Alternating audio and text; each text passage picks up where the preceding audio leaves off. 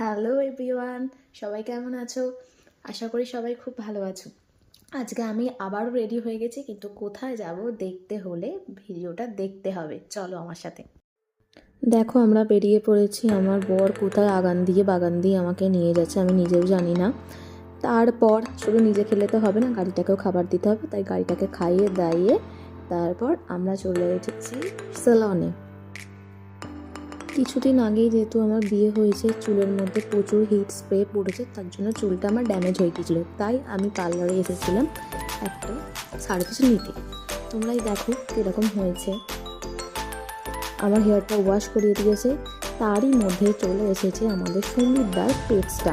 কিন্তু তার গায়ে আমি হাত দিতে পারিনি, কারণ তখন আমার অ্যাপ্লিকেশন চলছিল।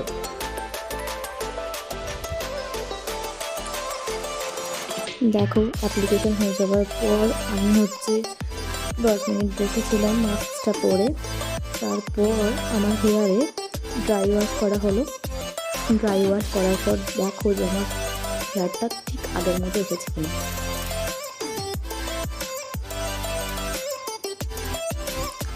তারপর সেলন থেকে আমার বর নিয়ে গিয়েছিল রেস্টুরেন্টে, কিন্তু আমাকে খাওয়াতে না, সে নিজে খেতে।